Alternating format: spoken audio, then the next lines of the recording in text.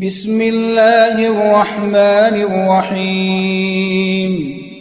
الحمد لله الذي خلق السماوات والأرض وجعل الظلمات والنور ثم الذين كفروا بربهم يعدلون هو الذي خلقكم من طين ثم قضى أجلا وأجل مسمى عنده ثم أنتم تمترون وهو الله في السماوات وفي الأرض يعلم سركم وجهركم ويعلم ما تكسبون وما تأتيهم من آية من آيات ربهم إلا كانوا عنها معرضين فقد كذبوا بالحق لما جاءهم فسوف يأتيهم أنباء ما كانوا به يستهزئون ألم يروا كم أهلكنا من قبلهم من قرن مكناهم في الأرض ما لم نمكن لكم وأرسلنا السماء عليهم مدرارا وجعلنا الأنهار تجري من تحتهم فأهلكناهم بذنوبهم وأنشأنا من بعدهم قرنا آخرين ولو نزلنا عليك كتابا في قرطاس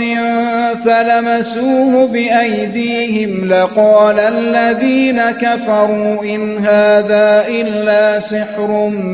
مبين وقالوا لولا أنزل عليه ملك ولو أنزلنا ملكا لقضي الأمر ثم لا ينظرون ولو جعلناه ملكا لجعلناه رجلا وللبسنا عليهم ما يلبسون ولقد استهزئ برسل من قبلك فحاق بالذين سخروا منهم ما كانوا به يستهزئون قل سيروا في الأرض ثم انظروا كيف كان عاقبة المكذبين قل لمن ما في السماوات والأرض قل لله كتب على نفسه الرحمة ليجمعنكم إلى يوم القيامة لا ريب فيه الذين خسروا أنفسهم فهم لا يؤمنون وله ما سكن في الليل والنهار وهو السميع العليم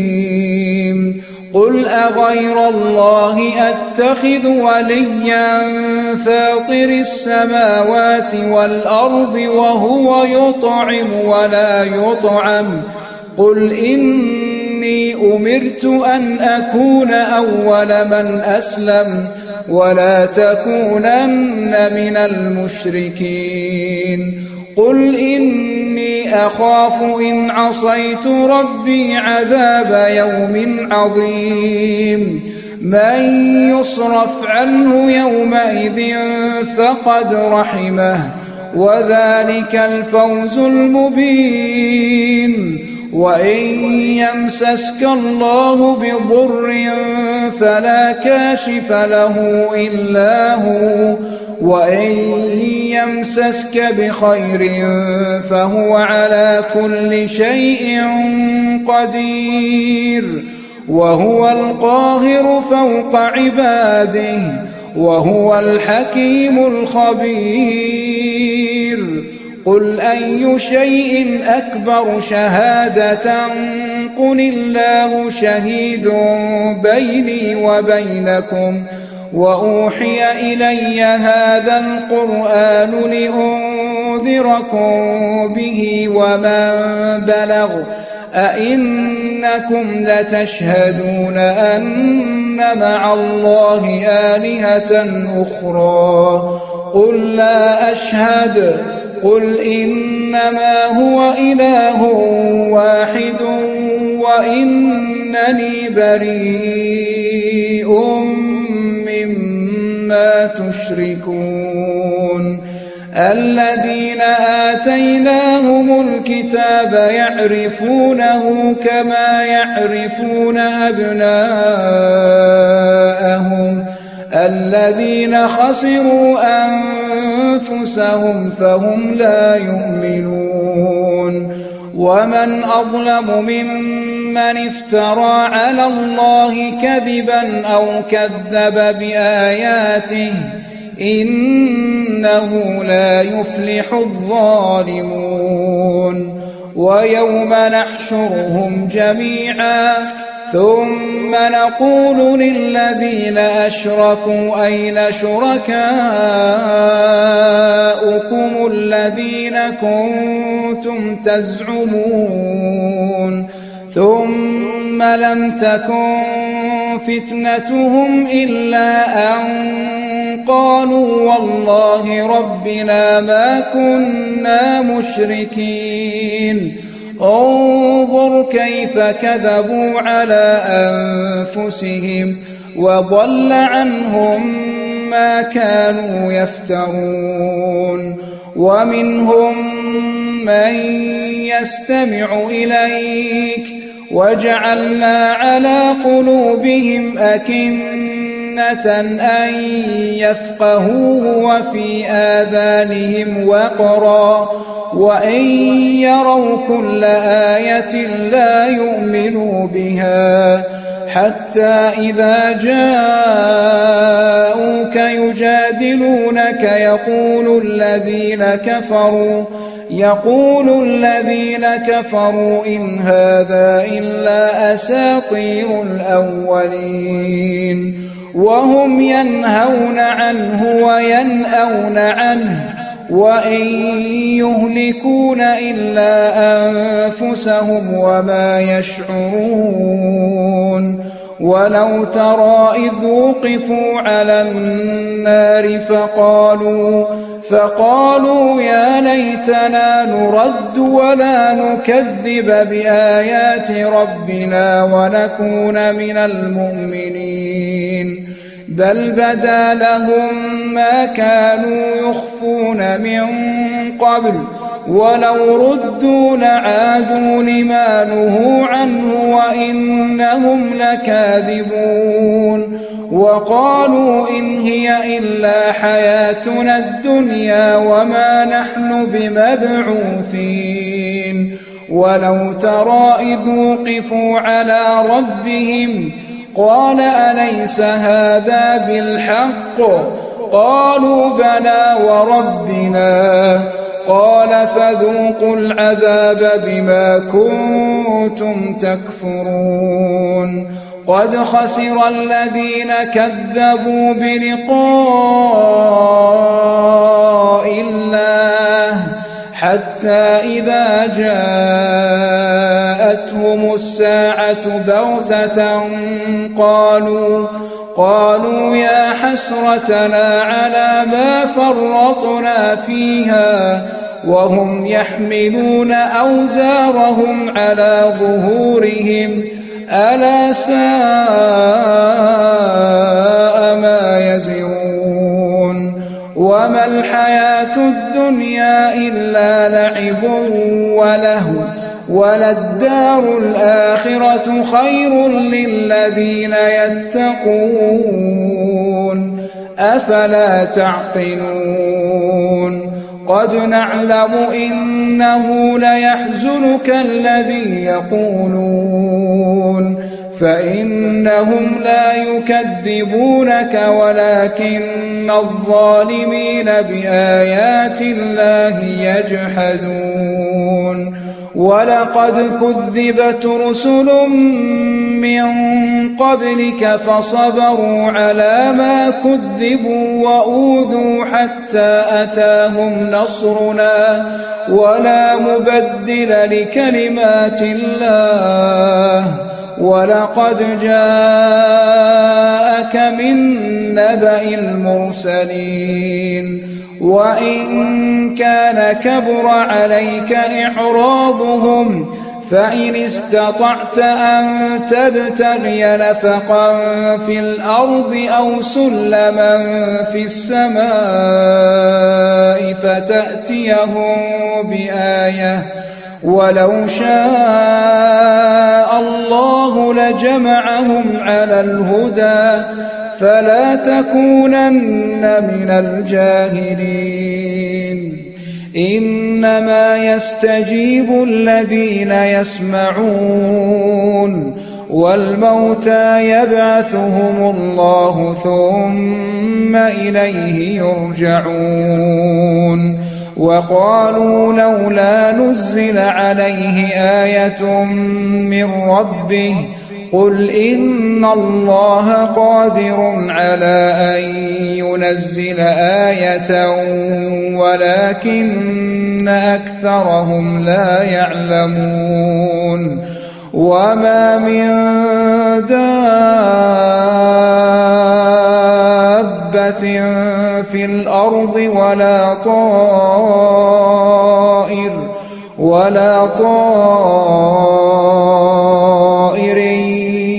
يطير بجناحيه إلا أمم أمثالكم ما فرطنا في الكتاب من شيء ثم إلى ربهم يحشرون والذين كذبوا بآياتنا صم وبكم في الظلمات من يشاء الله يضلله ومن يشاء يجعله على صراط مستقيم قل أرأيتكم إن أتاكم عذاب الله أو أتتكم الساعة أغير الله تدعون إن كنتم صادقين بل إياه تدعون فيكشف ما تدعون إليه إن شاء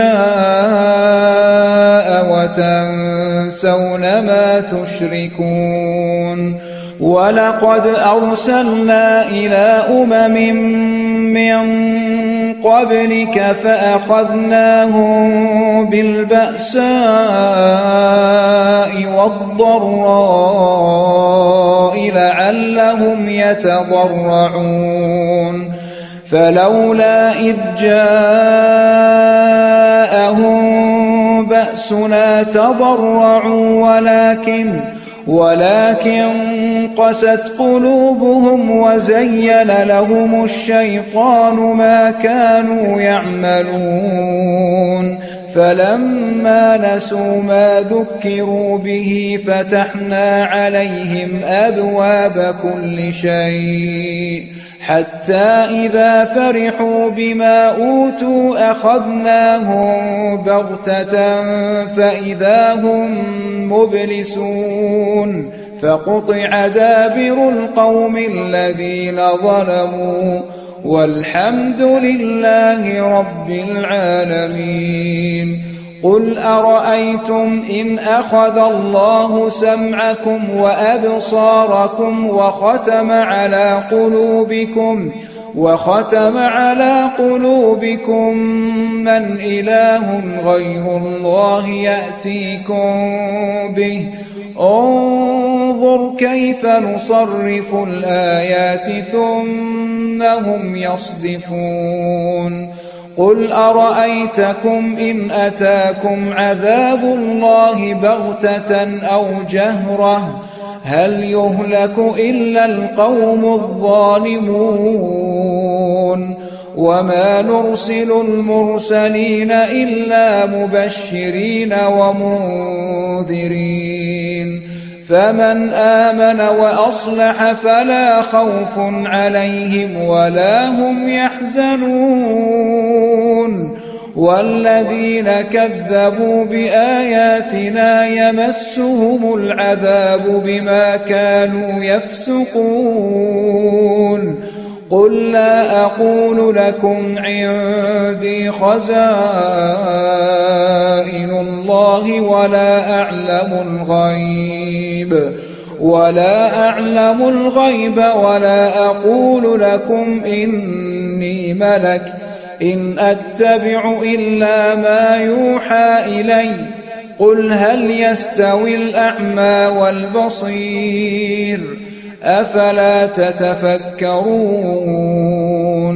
وأنذر به الذين يخافون أن يحشروا إلى ربهم ليس لهم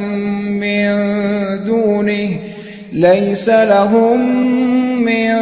دونه ولي ولا شفيع لعلهم يتقون ولا تطرد الذين يدعون ربهم بالغداة والعشي يريدون وجهه ما عليك من حسابهم من شيء وما من حسابك عليهم من شيء فتطردهم فتكون من الظالمين وكذلك فتنا بعضهم ببعض ليقولوا أهؤلاء من الله عليهم من بيننا أليس الله بأعلم بالشاكرين وإذا جاءك الذين يؤمنون بآياتنا فقل سلام عليكم كتب ربكم على نفسه الرحمة أنه من عمل منكم سوءا بجهالة ثم تاب من بعده وأصلح فأنه غفور رحيم وكذلك نفصل الآيات ولتستبين سبيل المجرمين قل إني نهيت أن أعبد الذين تدعون من دون الله قل لا أتبع أهواءكم قد ضللت إذا وما أنا من المهتدين قل إني على بينة من ربي وكذبتم به ما عندي ما تستعجلون به إن الحكم إلا لله يقص الحق وهو خير الفاصلين قل لو أن عندي ما تستعجلون به لقضي الأمر بيني وبينكم والله أعلم بالظالمين وعنده مفاتح الغيب لا يعلمها إلا هو ويعلم ما في البر والبحر وما تسقط من ورقة إلا يعلمها ولا حبة في ظلمات الأرض ولا رطب ولا يابس إلا في كتاب مبين وهو الذي يتوفاكم بالليل ويعلم ما جرحتم بالنهار ثم يبعثكم فيه ليقضى أجل مسمى ثم إليه مرجعكم ثم ينبئكم بما كنتم تعملون وهو القاهر فوق عباده ويرسل عليكم حفظة حتى إذا جاء أحدكم الموت توفته رسلنا وهم لا يفرطون ثم ردوا إلى الله مولاهم الحق ألا له الحكم وهو أسرع الحاسبين قل من ينجيكم من ظلمات البر والبحر تدعونه تضرعا وخفية لئن أنجانا من هذه لنكونن من الشاكرين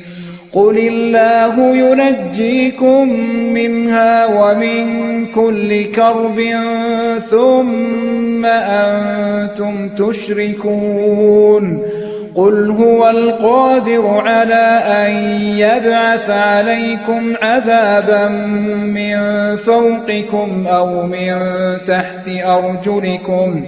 أو من تحت أرجلكم أو يلبسكم شيعا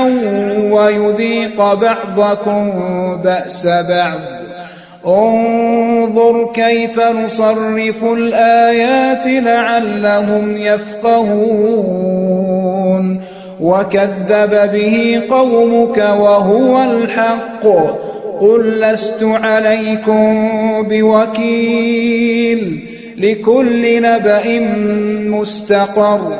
وسوف تعلمون وإذا رأيت الذين يخوضون في آياتنا فأعرض عنهم حتى يخوضوا في حديث غيره وإما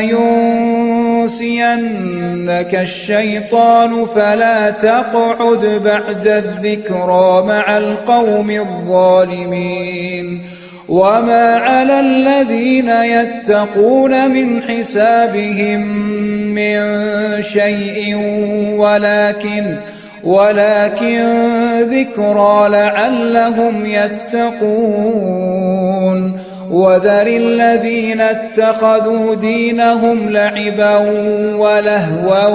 وغرتهم الحياة الدنيا وذكر به أن تبسل نفس بما كسبت ليس لها من دون الله ولي ولا شفيع وإن تعدل كل عدل لا يؤخذ منها أولئك الذين أبسلوا بما كسبوا لهم شراب من حميم وعذاب أليم بما كانوا يكفرون قل أندعو من دون الله ما لا ينفعنا ولا يضرنا ونرد على أعقابنا بعد إذ هدانا الله كالذي استهوته الشياطين في الأرض حيران له أصحاب يدعونه إلى الهدى ائتنا قل إن هدى الله هو الهدى وأمرنا لنسلم لرب العالمين وأن أقيموا الصلاة واتقوه وهو الذي إليه تحشرون وهو الذي خلق السماوات والأرض بالحق ويوم يقول كن فيكون قوله الحق وله الملك يوم ينفخ في الصور عالم الغيب والشهادة وهو الحكيم الخبير. وإذ قال إبراهيم لأبيه آزر أتتخذ أصناما آلهة إني أراك وقومك في ضلال مبين. وكذلك نري إبراهيم ملكوت السماوات والأرض وليكون من الموقنين. فلما جن عليه الليل رأى كوكبا قال هذا ربي. فلما أفل قال لا أحب الآفلين. فلما رأى القمر بازغا قال هذا ربي. فلما أفل قال لئن لم يهدني ربي لأكونن من القوم الضالين.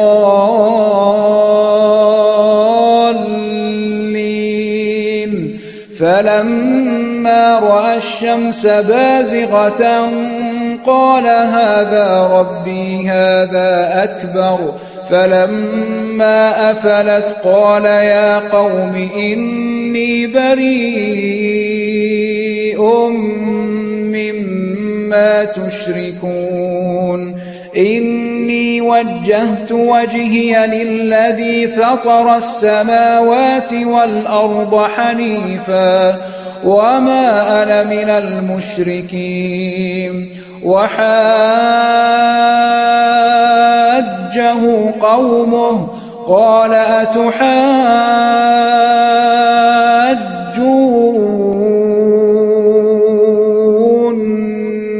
في الله وقد هدان ولا أخاف ما تشركون به إلا أن يشاء ربي شيئا وسع ربي كل شيء علما أفلا تتذكرون. وكيف أخاف ما أشركتم ولا تخافون أنكم أشركتم بالله ما لم ينزل به عليكم سلطانا فأي الفريقين أحق بالأمن إن كنتم تعلمون. الذين آمنوا ولم يلبسوا إيمانهم بظلم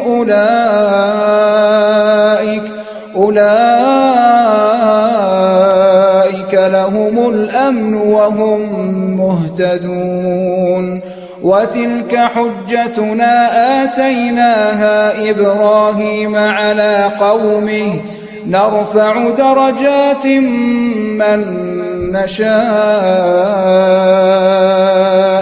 إن ربك حكيم عليم. ووهبنا له إسحاق ويعقوب كلا هدينا ونوحا هدينا من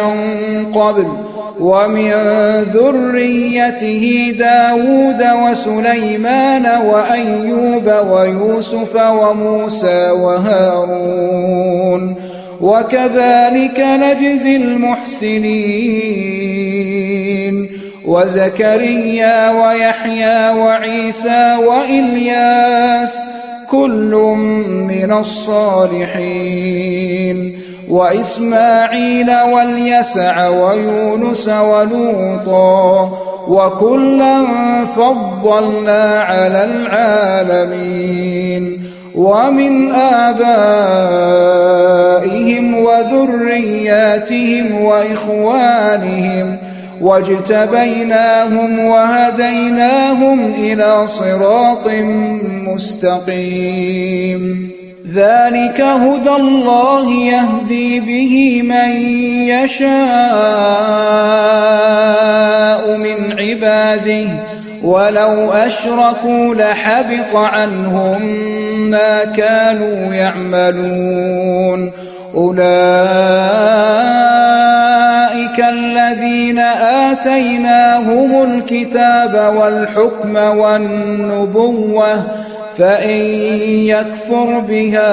هؤلاء فقد وكلنا بها قوما ليسوا بها بكافرين أولئك الذين هدى الله فبهداه مقتده قل لا أسألكم عليه أجرا إن هو إلا ذكرى للعالمين وما قدروا الله حق قدره إذ قالوا ما أنزل الله على بشر من شيء قل من أنزل الكتاب الذي جاء به موسى نورا وهدى للناس تجعلونه قراطيس تبدونها وتخفون كثيرا وعلمتم ما لم تعلموا أنتم ولا آباؤكم قل الله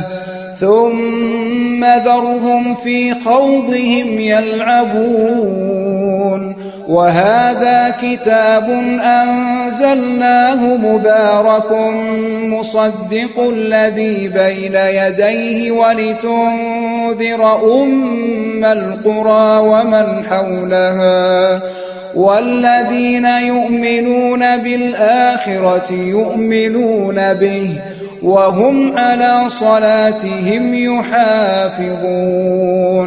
ومن أظلم ممن افترى على الله كذبا أو قال أوحي إلي ولم يوح إليه شيء ومن قال سأنزل مثل ما أنزل الله ولو ترى إذ الظالمون في غمرات الموت والملائكة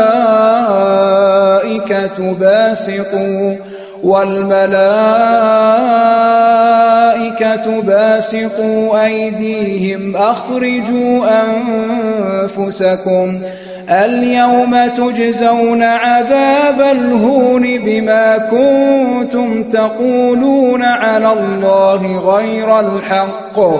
بما كنتم تقولون على الله غير الحق وكنتم عن آياته تستكبرون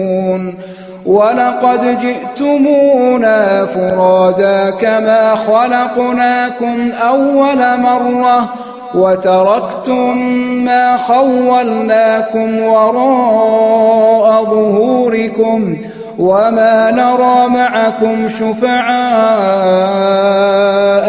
الذين زعمتم أنهم فيكم شركاء لقد تقطع بينكم وضل عنكم ما كنتم تزعمون إن الله فالق الحب والنوى يخرج الحي من الميت ومخرج الميت من الحي ذلكم الله فأنى تؤفكون فالق الإصباح وجعل الليل سكنا والشمس والقمر حسبانا ذلك تقدير العزيز العليم وهو الذي جعل لكم النجوم لتهتدوا بها في ظلمات البر والبحر قد فصلنا الآيات لقوم يعلمون وهو الذي أنشأكم من نفس واحدة فمستقر ومستودع قد فصلنا الآيات لقوم يفقهون وهو الذي أنزل من السماء ماء فأخرجنا به نبات كل شيء فأخرجنا منه خضرا نخرج منه حبا متراكبا ومن النخل من طلعها قنوان دانية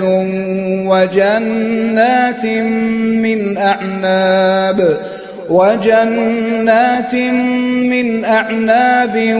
والزيتون والرمان مشتبها وغير متشابه انظروا إلى ثمره إذا أثمر وينعه إن في ذلكم لآيات لقوم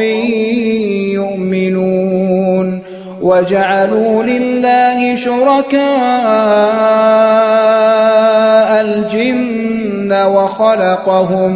وخرقوا له بنين وبنات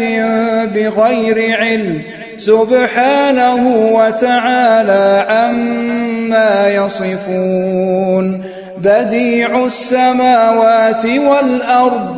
أنى يكون له ولد ولم تكن له صاحبة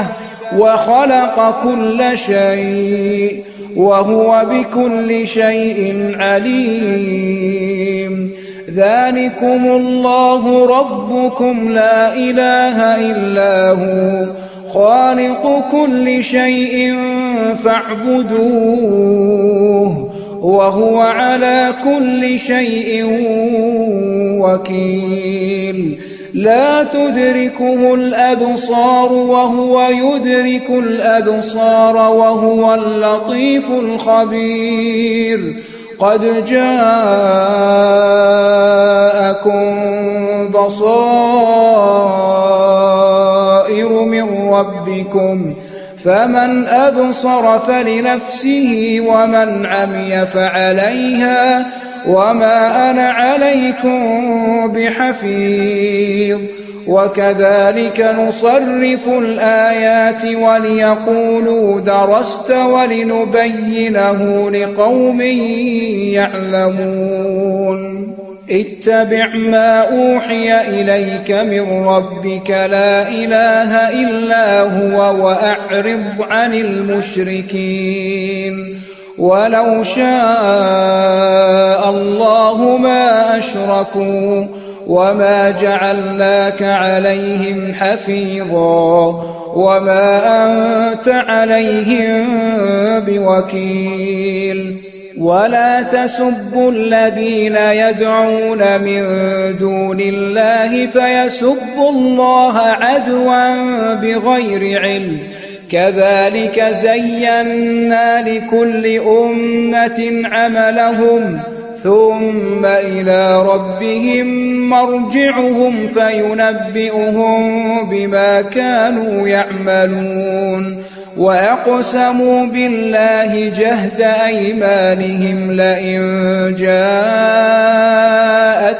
آية ليؤمنن بها قل إنما الآيات عند الله وما يشعركم أنها إذا جاءت لا يؤمنون ونقلب أفئدتهم وأبصارهم كما لم يؤمنوا به أول مرة ونذرهم في طغيانهم يعمهون ولو أننا نزلنا إليهم الملائكة وكلمهم الموتى وحشرنا عليهم كل شيء قبلا ما كانوا ليؤمنوا إلا أن يشاء الله ولكن أكثرهم يجهلون وكذلك جعلنا لكل نبي عدوا شياطين الإنس والجن يوحي بعضهم إلى بعض زخرف القول غرورا ولو شاء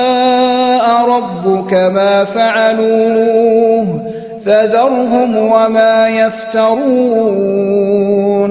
ولتصغى إليه أفئدة الذين لا يؤمنون بالآخرة وليرضوه وليقترفوا ما هم مقترفون أفغير الله أبتغي حكما وهو الذي أنزل إليكم الكتاب مفصلا والذين آتيناهم الكتاب يعلمون أنه منزل من ربك بالحق فلا تكونن من الممترين وتمت كلمة ربك صدقا وعدلا لا مبدل لكلماته وهو السميع العليم وإن تطع أكثر من في الأرض يضلوك عن سبيل الله إن يتبعون إلا الظن وإن هم إلا يخرصون إن ربك هو أعلم من يضل عن سبيله وهو أعلم بالمهتدين فكلوا مما ذكر اسم الله عليه إن كنتم بآياته مؤمنين وما لكم ألا تأكلوا مما ذكر اسم الله عليه وقد فصل لكم ما حرم عليكم إلا ما اضطررتم إليه وإن كثيرا ليضلون بأهوائهم بغير علم إن ربك هو أعلم بالمعتدين وذروا ظاهر الإثم وباطنه إن الذين يكسبون الإثم سيجزون بما كانوا يقترفون ولا تأكلوا مما لم يذكر اسم الله عليه وإنه لفسق وإن الشياطين ليوحون إلى أوليائهم ليجادلوكم وإن أطعتموهم إنكم لمشركون أومن كان ميتا فأحييناه وجعلنا له نورا يمشي به في الناس كمن مثله في الظلمات ليس بخارج منها كذلك زين للكافرين ما كانوا يعملون وكذلك جعلنا في كل قرية أكابر مجرميها ليمكروا فيها وما يمكرون إلا بأنفسهم وما يشعرون وإذا جاءتهم آية قالوا لن نؤمن حتى نؤتى مثل ما أوتي رسل الله أعلم حيث يجعل رسالته سيصيب الذين أجرموا صغار عند الله وعذاب شديد بما كانوا يمكرون فمن يرد الله أن يهديه يشرح صدره للإسلام ومن يرد أن يضله يجعل صدره ضيقا حرجا كأنما يصعد في السماء كذلك يجعل الله الرجس على الذين لا يؤمنون وهذا صراط ربك مستقيما قد فصلنا الآيات لقوم يذكرون لهم دار السلام عند ربهم وهو وليهم بما كانوا يعملون ويوم يحشرهم جميعا يا معشر الجن قد استكثرتم من الإنس وقال أولياؤهم من الإنس ربنا استمتع بعضنا ببعض وبلغنا أجلنا الذي أجلت لنا قال النار مثواكم خالدين فيها إلا ما شاء الله إن ربك حكيم عليم وكذلك نولي بعض الظالمين بعضا بما كانوا يكسبون يا معشر الجن والإنس ألم يأتكم رسل منكم يقصون عليكم آياتي وينذرونكم لقاء يومكم هذا قالوا شهدنا على أنفسنا وغرتهم الحياة الدنيا وشهدوا على أنفسهم أنهم كانوا كافرين ذلك أن لم يكن ربك مهلك القرى بظلم وأهلها غافلون ولكل درجات مما عملوا وما ربك بغافل عما يعملون وربك الغني ذو الرحمة إن يشأ يذهبكم ويستخلف من بعدكم ما يشاء كما أنشأكم من ذرية قوم آخرين إنما توعدون لآت وما أنتم بمعجزين قل يا قوم اعملوا على مكانتكم إني عامل فسوف تعلمون من تكون له عاقبة الدار إنه لا يفلح الظالمون وجعلوا لله مما ذرأ من الحرث والأنعام نصيبا فقالوا هذا لله بزعمهم وهذا لشركائنا فما كان لشركائهم فلا يصل إلى الله وما كان لله فهو يصل إلى شركائهم ساء ما يحكمون وكذلك زين لكثير من المشركين قتل أولادهم شركاؤهم ليردوهم وليلبسوا عليهم دينهم ولو شاء الله ما فعلوه فذرهم وما يفترون وقالوا هذه أنعام وحرث حجر لا يطعمها إلا من نشاء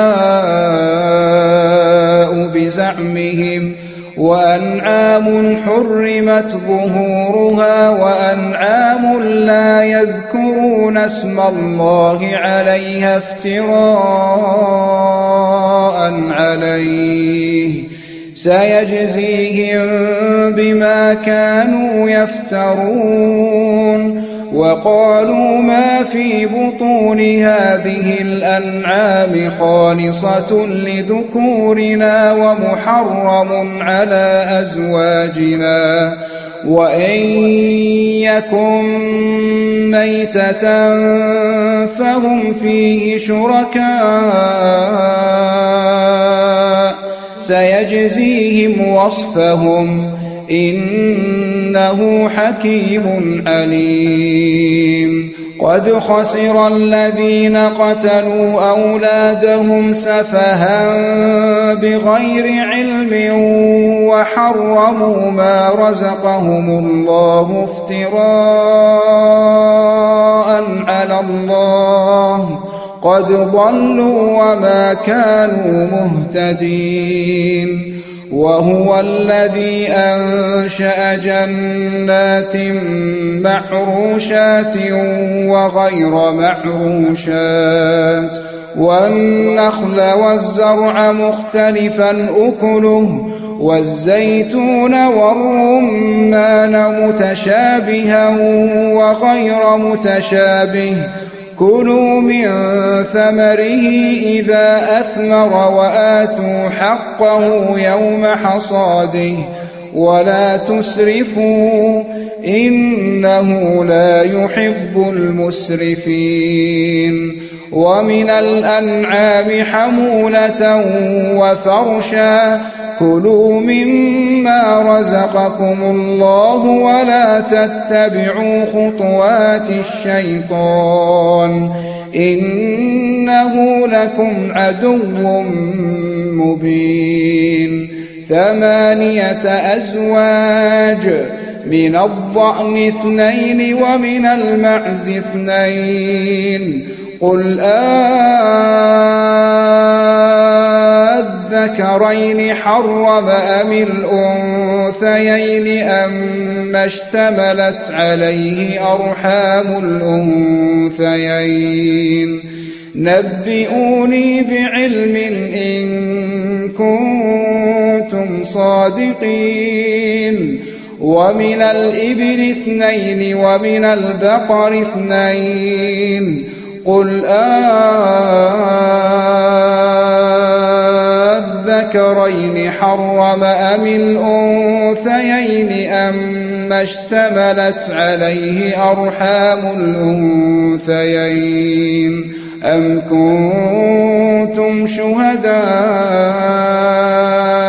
إذ وصاكم الله بهذا فمن أظلم ممن افترى على الله كذبا ليضل الناس بغير علم إن الله لا يهدي القوم الظالمين. قل لا أجد فيما أوحي إلي محرما على طاعم يطعمه إلا أن يكون ميتة أو دما مسفوحا أو لحم خنزير فإنه رجس أو فسقا أهل لغير الله به فمن اضطر غير باغ ولا عاد فإن ربك غفور رحيم. وعلى الذين هادوا حرمنا كل ذي ظفر ومن البقر والغنم حرمنا عليهم شحومهما إلا ما حملت ظهورهما أو الحوايا أو ما اختلط بعظم ذلك جزيناهم ببغيهم وإنا لصادقون. فإن كذبوك فقل ربكم ذو رحمة واسعة ولا يرد بأسه عن القوم المجرمين. سيقول الذين أشركوا لو شاء الله ما أشركنا ولا آباؤنا ولا حرمنا من شيء كذلك كذب الذين من قبلهم حتى ذاقوا بأسنا قل هل عندكم من علم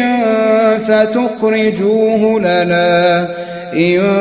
تتبعون إلا الظن وإن أنتم إلا تخرصون قل فلله الحجة البالغة فلو شاء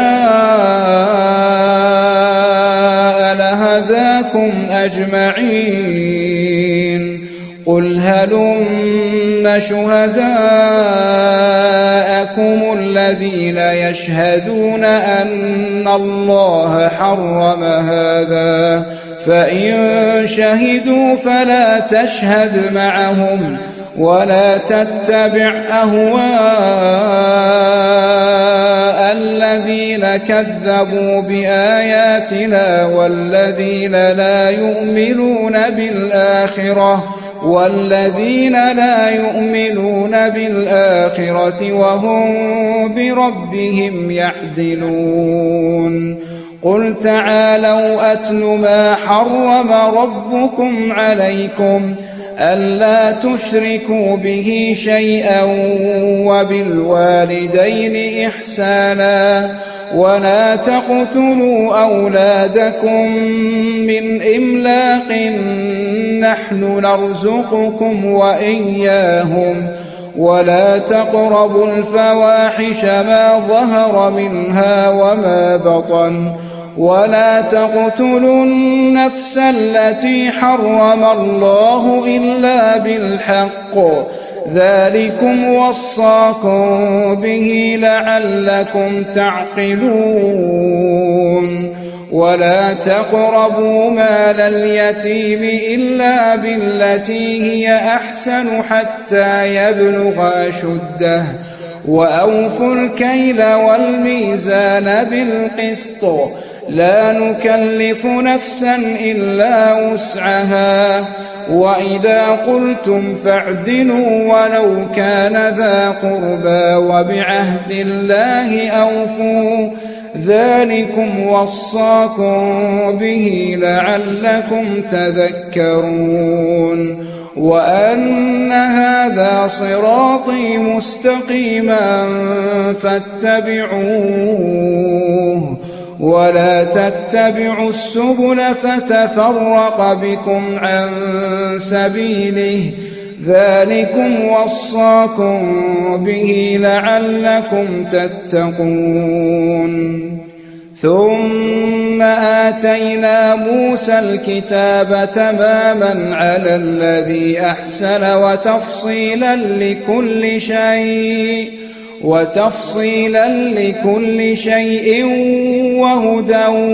ورحمة لعلهم بلقاء ربهم يؤمنون وهذا كتاب أنزلناه مبارك فاتبعوه واتقوا لعلكم ترحمون أن تقولوا إنما أنزل الكتاب على طائفتين من قبلنا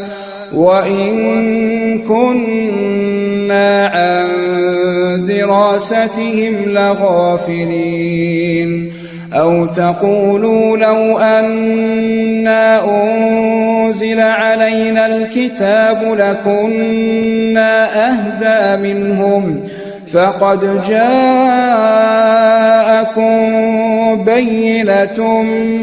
من ربكم وهدى ورحمة فمن أظلم ممن كذب بآيات الله وصدف عنها سنجزي الذين يصدفون عن آياتنا سوء العذاب بما كانوا يصدفون هل ينظرون إلا أن تأتيهم الملائكة أو يأتي ربك أو يأتي بعض آيات ربك يوم يأتي بعض آيات ربك لا ينفع نفسا إيمانها لم تكن آمنت من قبل أو كسبت في إيمانها خيرا قل انتظروا إنا منتظرون إن الذين فرقوا دينهم وكانوا شيعا لست منهم في شيء إنما أمرهم إلى الله ثم ينبئهم بما كانوا يفعلون من جاء بالحسنة فله عشر أمثالها ومن جاء بالسيئة فلا يجزى إلا مثلها وهم لا يظلمون قل إنني هداني ربي إلى صراط مستقيم دينا قيما ملة إبراهيم حنيفا وما كان من المشركين قل إن صلاتي ونسكي ومحياي ومماتي لله رب العالمين لا شريك له وبذلك أمرت وأنا أول المسلمين قل أغير الله أبغي ربا